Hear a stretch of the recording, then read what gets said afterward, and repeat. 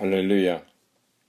오늘도 유튜브를 통해서 말씀을 청취하는 여러분들에게 하나님의 풍성한 은혜가 함께 하시기를 예수님의 이름으로 축원합니다.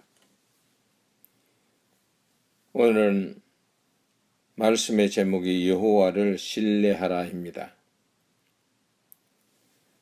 본문은 시편 118편 7절에서 9절까지의 말씀을 함께 합독하시겠습니다. 여호와께서 내 편이 되사 나를 돕는 자 중에 계시니 그러므로 나를 미워하는 자에게 보응하시는 것을 내가 보리로다. 여호와께 피함이 사람을 신뢰함보다 나으며 여호와께 피함이 방백들을 신뢰함보다 낫도다. 아멘. 오늘 우리는 본문을 통해서 여호와를 신뢰하라는 제목으로 말씀의 은혜를 받고자 합니다. 여러분들은 설교를 통해서 나 자신의 영적 성장의 위치가 어디에 머물러 있는가를 점검하는 시간이 되시기를 바라고 한 단계 상승할 수 있는 도전을 받으시기를 예수님의 이름으로 축원합니다. 많은 사람들을 상대로 영적 수준을 평가해 보면 여호와를 신뢰하는 척도가 각각 다릅니다. 영적으로 성장한 성도의 신앙생활과 영적으로 성장하지 못한 성도의 신앙생활에는 차이가 있다는 것입니다. 주로 어떤 것에 많은 차이가 있는가 하면 영적으로 성장한 사람은 어떤 일을 추진함에 있어서 자기 중심적인기보다는 하나님 뜻을 찾습니다. 그러나 영적으로 미성숙한 사람은 하나님의 뜻을 찾기보다는 자신의 계획과 이익에 집중되어 있습니다. 그러면서도 다른 사람들에게 말하기를 나는 하나님 중심적이라는 것입니다. 영적으로 성숙하다 또는 영적으로 미성숙하다라고 하는 것은 신앙생활의 연륜과 비례하는 것이 아닙니다. 아무리 오랜 시간을 두고 신앙생활을 하였고 교회의 큰 직분을 감당했다고 할지라도 어떤 일을 추진하는 부분에서 하나님의 뜻과는 상관없이 하고 있다면 영적으로 미성숙한 부분에 속하기 때문입니다. 예를 들어 아이들이 부모님의 말씀에 따르지 않고 자기 마음대로 하겠다면 부모님들이 무조건 허락을 합니까? 부모님이 봤을 때 신뢰할 만한 부분이 있어야 허락하는 것입니다. 오늘 본문은 이런 부분에서 각자에게 은혜를 주시기 위해서 주어진 말씀입니다. 첫째, 사람을 신뢰하지 말고 하나님을 신뢰하라고 했습니다. 8절의 말씀입니다. 여호와께 피함이 사람을 신뢰함보다 나으며 라고 하고 있습니다. 신뢰는 믿고 의지하는 것입니다. 그러니까 어떤 믿음의 대상이 있는데 그 대상을 믿고 의지하는 것입니다. 예를 들면 어떤 집사님이 나를 도와줄 것을 확신하는 것입니다. 그 집사님이 나를 도와주게 되면 다가오는 미래는 분명히 성공할 수 있을 것이라는 희망을 가지는 것입니다. 이것이 신뢰입니다. 그런데 어떻습니까? 물론 어려움을 당하면 찾아와서 지극정성으로 도와주는 사람도 있습니다. 그러나 이런 사람들이 많지는 않는 것 같습니다. 대개의 경우 가까운 사람을 신뢰했다가 상처를 받고 더 큰 어려움을 당했다는 이야기를 많이 듣습니다. 예나 지금이나 사람을 신뢰하다가 큰 상처를 안고 살아가는 사람들이 있습니다. 여러분들 중에도 그런 사람이 있는지는 몰라도 만약 사람을 신뢰하다가 배신당하고 이용당하고 마음에 큰 상처를 안고 계신 분이 있다면 오늘 말씀을 통해서 마음의 상처가 치유되기를 바랍니다. 사람들이 어떤 대상을 신뢰한다고 했을 때 자신의 무능력에 대해서 또는 복잡한 문제가 부닥쳤을 때 그 문제를 해결해 줄 만한 사람을 찾아가게 됩니다. 특히 미국의 경우는 체류 비자가 복잡한 문제로 등장을 합니다. 영주권이나 시민권을 가진 사람들은 체류 비자에 관하여 별 신경을 쓰지 않습니다만 체류 자체가 불확실 경우 이것 때문에 속을 태우는 사람들이 많습니다. 제가 아는 사람 한 분도 체류 비자 때문에 고민하다가 가까운 사람에게 그 문제를 부탁했다가 돈만 날리고 한국으로 돌아간 사람이 있습니다. 물론 그 사람이 돌아가게 된 원인을 분석해 보면 뭔가 쉽게 하려고 하는 것이 문제였습니다. 정식 이민 변호사와 상의를 해서 하라고 권하면 내 앞에서는 그러겠다고 하고서는 나가서는 브로커를 만나 이래저래 돈만 날리고 이용만 당하고 많은 상처를 안고 한국으로 돌아갔습니다. 본문 8절에 보면 여호와께 피함이 사람을 신뢰함보다 나으며라고 했습니다. 이 말씀이 무엇을 의미합니까? 하나님께 피하면 살 길이 열린다는 것입니다. 하나님께 피한다는 의미는 하나님께 보호를 받기 위해 피하는 것입니다. 그리고 하나님께 피하면 피할 수 있는 길을 여시고 하나님을 신뢰하면 소망을 가질 수 있다는 것이 시편 기자의 고백입니다. 그런데 사람들은 문제가 생기면 자기의 경험과 지식에 의존을 하는데 어느 정도의 가벼운 문제는 해결할 수 있습니다. 그러나 미국의 체류비자 문제 같은 중요한 문제는 여건과 조건이 맞아야 합니다. 이민국이나 IRS에서 평가했을 때 합법적이어야 합니다. 그리고 근본적으로 초청해 준 자와 신뢰가 없으면 불가합니다. 이민 초창기에는 많은 교회들이 초청자와 초청받는 자 사이에서 많은 조건들이 형성되었다고 합니다. 첫째는 교인의 의무사항, 거기에는 출석, 봉사, 헌금, 희생적 헌신 등이 필수였다고 합니다. 오늘날에도 마찬가지인 것 같습니다. 저는 오늘 이 문제에 대하여 옳고 그름에 대해서 논하자는 것이 아닙니다. 누구나 이 땅에서 사는 사람은 작거나 크거나 어려운 문제들을 만날 수 있습니다.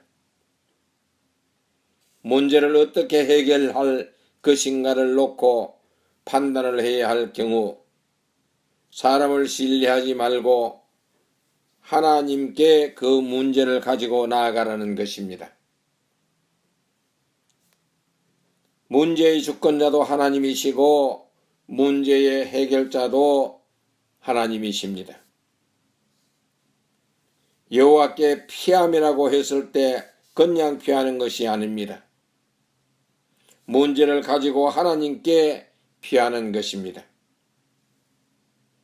모세가 이스라엘 백성들을 애굽에서 인도하여 가나안 땅을 향하여 나아가는 도중에 이스라엘 백성들이 각종 문제를 만났습니다. 홍해 앞에서의 절망, 먹을 물이 없어 절망 가운데 있었고 적들과의 전쟁, 광야에서의 배고픔 등 각종 문제를 만날 때마다 지도자 모세를 원망했습니다. 이때 모세는 그 문제를 어디로 가지고 갑니까? 하나님께 가지고 갔습니다. 문제를 하나님께 고하는 것입니다.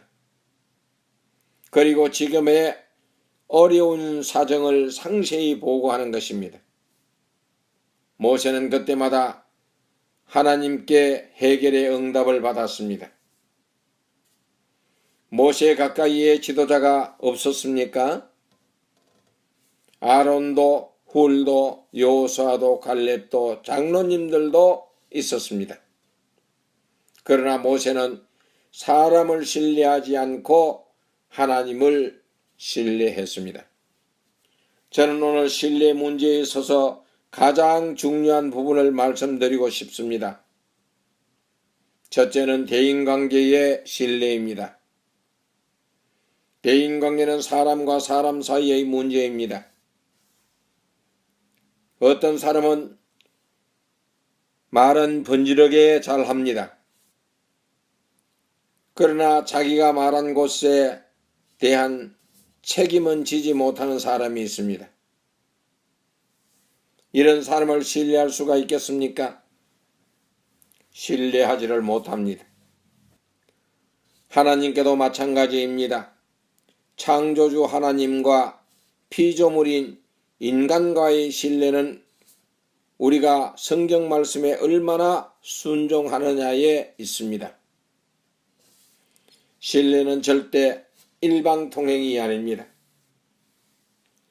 내가 상대방에게 어떻게 했느냐에 따른 결과물이 하나는 신뢰이고 다른 하나는 상처입니다. 그러므로 지난 과거의 삶 속에서 대인관계에서 상처를 받으신 분이 있다면 그것은 타인과의 관계에서 나의 부족함의 흔적들입니다. 남을 탓하지 맙시다. 모든 상처는 나 때문이라고 돌립시다. 둘째는 신뢰의 대상은 하나님 한 분밖에 없습니다. 하나님은 창조주이시기 때문에 우리의 연약함도 강함도 아시기 때문에 훈련도 감당할 수 있는 범위 내에서 하십니다. 그러나 사람들은 그렇지를 못합니다.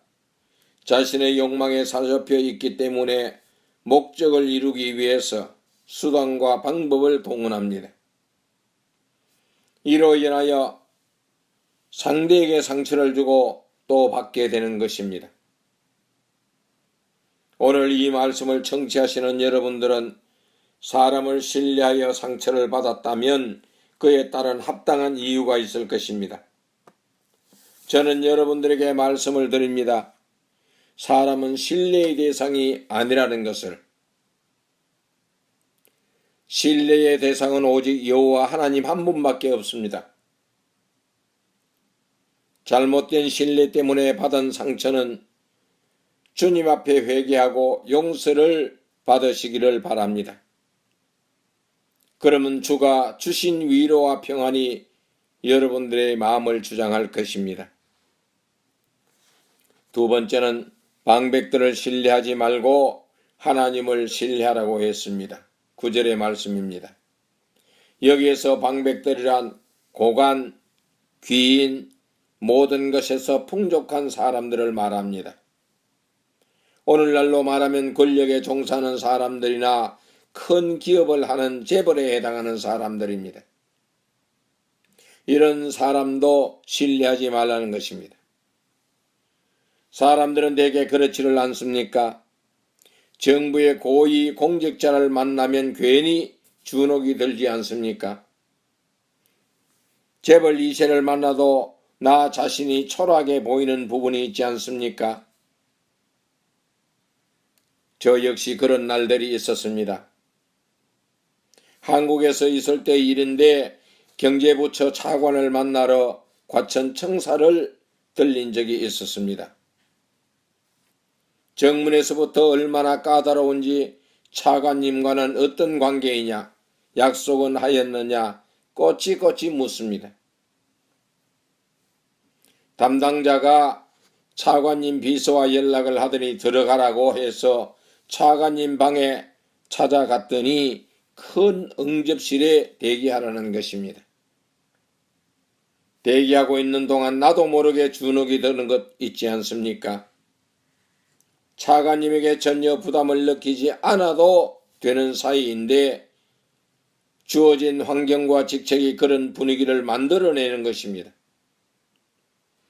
뭔가 이분에게 이야기를 하면 해결될 것 같은 그런 느낌.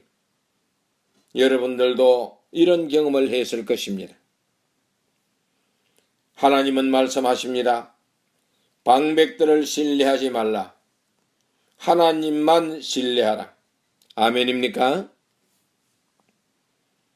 오늘날 한국의 정치 상황을 보면 과거에 권력을 누렸던 사람치고 감옥에 안 간 사람 별로 없을 것입니다. 방백들이 정직한 삶을 살았다면 왜 감옥에 갔겠습니까? 정직하지 못하였기 때문이고 하나님 편에서 보면 말씀의 불순종 때문입니다. 시편 118편 8절에서 9절의 말씀의 결론은 사람을 신뢰하지 말고 하나님만 신뢰하라는 것입니다. 세 번째로 하나님만 신뢰해야 하는 이유는 하나님은 나를 돕는 자 중에 계신다고 했습니다. 7절의 말씀입니다. 하나님께서 나를 돕는 자 중에 계시니라고 한 뜻은 둘러싸다, 방어하다, 돕다라는 뜻입니다. 그러니까 원수 마귀가 나를 넘어뜨리려고 할 때 하나님께서 천군 천사를 보내어 나를 둘러싸고 방어해 주시는 것입니다. 어려운 문제를 만났을 때도 하나님께서 돕는 자를 붙여 주십니다. 우리가 하나님을 만난다고 했을 때 영이신 하나님을 어떻게 만납니까? 첫째는 성경에 기록된 하나님의 말씀 읽다가 가슴이 뜨거워지는 경험을 합니다. 이때가 하나님께서 말씀으로 찾아온 경우입니다. 두 번째는 기도 가운데 죄가 생각나고 회개의 역사가 일어납니다. 이것도 하나님께서 찾아오신 경우입니다. 세 번째는 목사님께서 설교를 하시는데 자신의 사명이 점검되고 말씀이 이해되고 새롭게 살아야 하겠다는 다짐이 생깁니다. 이것도 하나님께서 찾아오신 경우입니다. 네 번째는 대인관계, 즉 사람과 사람의 만남을 통해서 하나님의 응답을 듣기도 하고 도움을 받기도 합니다. 이러한 경우도 하나님께서 도울 자를 보내주신 경우입니다. 그러니까 하나님께서는 다양한 방법으로 나를 도와주시는 것입니다. 본문 7절의 말씀이 바로 그 말씀인 것입니다. 하나님은 나를 돕는 자 중에 계신다. 이해가 되십니까? 다니엘이 하나님만 신뢰하다가 사자굴에 들어갔습니다. 굶주린 사자가 다니엘을 집어 삼키려 했지만 천사들이 사자의 입을 막고 있었습니다. 천사를 누가 보냈습니까? 하나님이십니다. 다니엘이 사자굴 속에서 위기를 만났지만 하나님의 도움을 받은 것은 하나님을 끝까지 신뢰했기 때문입니다. 이러한 사실을 다리오 왕은 백성들에게 조서를 내리면서 고백을 합니다. 내가 이제 조서를 내리노라. 내 나라 관할 아래 있는 사람들은 다 다니엘의 하나님 앞에서 떨며 두려워할지니 그는 사실은 하나님이시요 영원히 변치 않으실 자이시며 그 나라는 망하지 아니할 것이요 그 권세는 무궁할 것이며 그는 구원도 하시며 건져내기도 하시며 하늘에서든지 땅에서든지 이적과 기사를 행하시는 자로서 다니엘을 구원하여 사자의 입에서 벗어나게 하셨음이니라 했더라. 다니엘서 6장 26절에서 27절의 말씀입니다. 저는 오늘 여러분들에게 이 말씀만은 꼭 기억하라고 권하고 싶습니다. 신뢰의 대상은 오직 하나님 한 분뿐이십니다. 사람은 신뢰의 대상이 아니라 내가 사랑해야 할 대상자입니다. 사람으로 인하여 상처를 받았습니까? 현재도 그 상처를 갖고 계십니까? 그렇다면 그분은 지금 내가 사랑해야 할 대상자인 것입니다. 아멘입니까? 말씀을 마치겠습니다.